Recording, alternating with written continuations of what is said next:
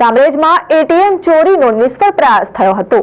Gas cutter દ્વારા ATM કાપવા જતા એટીએમ મશીન સળગી ઉઠ્યું હતું। તસ્કરો એટીએમ મશીન સળગતું મૂકીને ફરાર થયા હતા। જો કે કામરેજ પોલીસે વધુ તપાસ હાથ ધરી છે। કામરેજ તાલુકાના કામરેજથી નનસાર જતા માર્ગ પર સત્યમ ચોકડી પાસે આવેલ હિતાચી કંપનીના એટીએમ સેન્ટરમાં મોડી રાત્રે અથવા વહેલી સવારે ચોરીનો પ્રયાસ કરવામાં આવ્યો। તસ્કરો ગેસ કટર વડે એટીએમ મશીન કાપી રહ્યા હતા, જે દરમિયાન એટીએમ મશીનમાં આગ ભભૂકી ઉઠી હતી।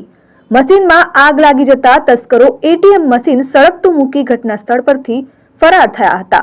જો કે વહેલી સવારે એટીએમ મશીનમાંથી ધુમાડો નીકળતા જોઈ સ્થાનિકોએ ફાયર વિભાગ અને પોલીસને જાણ કરી હતી।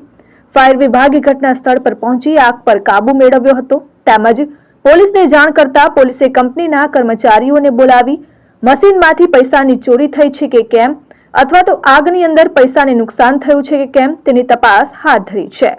તસ્કરોએ ચોરી કરતા પહેલા એટીએમ સેન્ટરમાં લાગેલ સીસીટીવી કેમેરા પર બ્લેક કલરનો સ્પ્રે છાંટી કેમેરાની દિશા બદલી નાખી હતી। સમગ્ર મામલે કામરેજ પોલીસે વધુ તપાસ હાથ ધરી છે। Bureau report, RN news, Kamrej.